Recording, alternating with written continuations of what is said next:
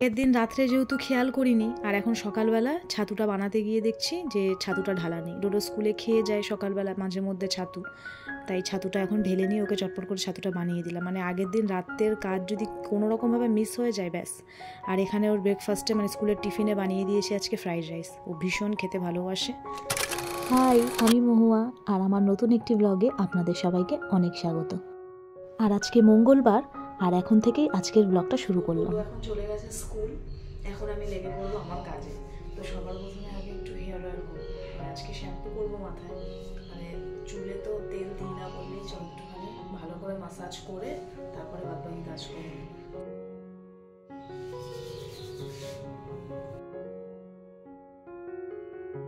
কতদিন পর যে মাথায় আমি তেল দিচ্ছি সে আমি নিজেও জানি না। বিয়ের আগে যখনই মাথায় এরকম তেল দেওয়ার ব্যাপার থাকতো, ঠাকুমাকে বলতাম, বসে পড়তাম ঠাকুমার পাশে। ঠাকুমা এত সুন্দর মাথায় তেল দিয়ে মাসাজ করে দিত, পুরো ঘুম পেয়ে যেত। এখন তো আর দিয়ে দেওয়ার কেউ নেই, তাই নিজেরটা নিজেকেই করতে হয়।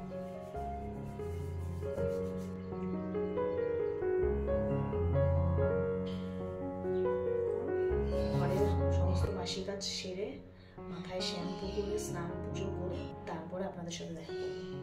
দেখতে থাকুন ব্লগটা। চুলে ভালো করে তেলটা লাগিয়েই লেগে পড়লাম ঘরের কাজে। তো সবার প্রথমে আগে এখানে ডাইনিং টেবিলটা পরিষ্কার করে নিচ্ছি। যেহেতু অনেকদিন বাদে মাথায় তেলটা দিলাম, তাই না ভীষণ আরাম লাগছে, ভালো লাগছে বেশ। আসলে আগে তো ওরকম শ্যাম্পু করার আগেই মাথায় ওরকম হেয়ার অয়েল দিতাম, কিন্তু এখন এই সংসারের কাজের চাপে আর করা হয় না। কিন্তু এখন যেহেতু শীতকাল, মাথায় যেহেতু একটা ড্যান্ড্রাফের ব্যাপার থাকে, তাই ভাবছি এখন থেকে যখনই মাথায় শ্যাম্পু করব তার আগের দিনকে ভালো করে মাথায় একটু হট অয়েল ম্যাসাজ করব, মানে তেলটাকে একটু গরম করে তারপরে, মানে আগে যেরকম করতাম।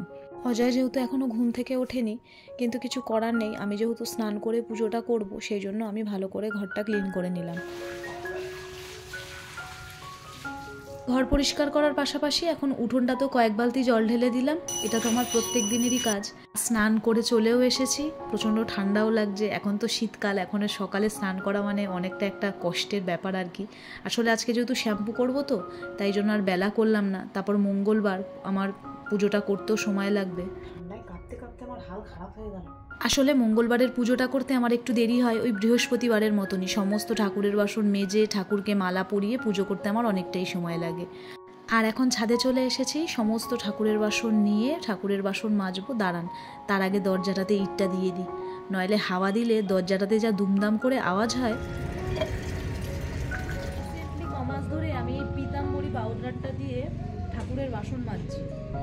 খুব ভালো, জানেন তো, কারণ সবসময় তো ঘরে লেবু তেঁতুল থাকে না, তাই এটা দিয়ে বাসন মাজলে খুব ভালো বাসন ধরে। যদি ট্রাই না করে থাকেন একবার করতে পারেন। দশকর্মার দোকানে পাওয়া যায়, হয়তো অন্য দোকানেও পাওয়া যায়, আমার জানা নেই। খুব ভালো পিতাম্বরী পাউডার, পুরো লেবু আর তেঁতুলের যে কাজটা সেইটা করে। ঠান্ডার মধ্যে বেশ ছাদে রোদ্রে বসে খুব আরাম করেই ঠাকুরের বাসনগুলো চটপট করে মাজা হয়ে গেল। পুজো করে এই যে রান্নাঘরে চলে এসছে। আর দেখুন, প্রত্যেক দিন সকালবেলা আমাকে কত কিছু খেতে হয়। সকালে উঠে তো জল আছেই, তারপরে এটা হচ্ছে আমলকির রস আর এটা হলো কুলেখাড়া পাতার রস। ডক্টর আমাকে বলেছে আমার নাকি গায়ে রক্ত কম, সেই জন্য কুলেখাড়া পাতার রস খেতে হবে, তাই অজয় এনে দিয়েছে। তো এই কয়েকদিন ধরেই রসটা খাচ্ছি। এর আগে অনেক খেয়েছিলাম, আবার এতদিন বাদে। একটু টাইম গ্যাপ রেখে রেখে খাওয়া ভালো, কিন্তু আজকে সময় নেই, তাই একসাথেই খেয়ে নেব।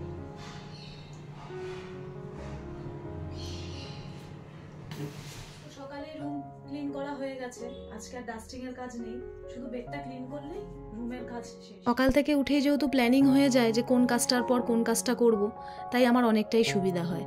বিয়ের আগে সমস্ত কাজই ঘরের করতাম, কিন্তু এখন বিয়ের পর না, সংসারের কাজ করতে করতে অনেকটাই বেশি স্মার্ট হয়ে গেছি।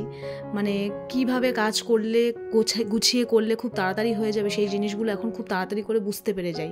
মানে বুঝে যাই বলেই হয়তো কাজগুলো করা আমার পক্ষে অনেক সহজ হয়ে যায়। আর এমনিতেই আমাদের মেয়েদের বিয়ের আগের লাইফ আর বিয়ের পরের লাইফের মধ্যে, কাজকর্মের মধ্যে কিন্তু অনেকটাই পার্থক্য থাকে। আজকের ব্রেকফাস্টে নিয়েছি মুড়ি আর তরকারি। কালকে নিরামিষ বাঁধাকপির তরকারি ছিল, আর এর মধ্যে একটু ছোলা বাদাম আছে, ব্যাস।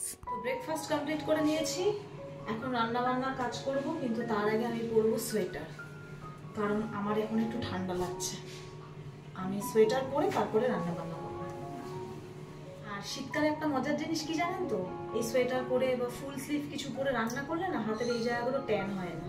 খুব ভালো। গরমকালে যেমন হাতটা কালো কালো হয়ে যায়, তো সেই ব্যাপারটা। আজকে এখানে আমার রান্না হবে শাক আর শাক। এখানে আছে পালং শাক, এটা সকালে আনিয়েছি, তাই এটা এখনো ধোয়া ঠোয়া কাটা কিছু হয়নি। বেতো শাক, জল পুরি, এটা হলো বেতো শাক।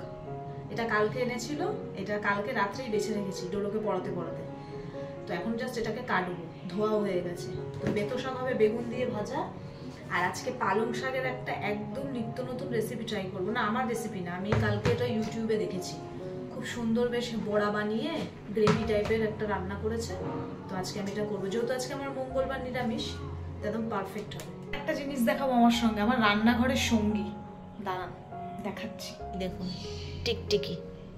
ওর ল্যাজটা যে কোনো কারণে হয়তো কেটে গেছে। আমি মায়ের ওখান থেকে যেদিন থেকে এসেছি তার দুদিন পর থেকে দেখি ও রান্নাঘরে, আমি কিছুতেই ওকে রান্নাঘর থেকে বার করতে পারি না। এখানেই থাকে আর আমার পায়ের কাছে কাছে ঘুরে। আমার খুব ভয় লাগে যে কোনো সময় আমার পায়ের তলায় ও চাপা ঠাপা না পড়ে যায়। অনেকবার চেষ্টা করেছি ওকে বার করার, কিন্তু হয় না। এই থাকে, আবার আমার ওই মশলাপাতির যে আমি সব র্যাকগুলো তার তলায় আবার ঢুকে। চলুন, অনেক কথা বলেছি, এবার রান্নার সমস্ত সবজিগুলো চটপট করে কেটে নেওয়া যাক।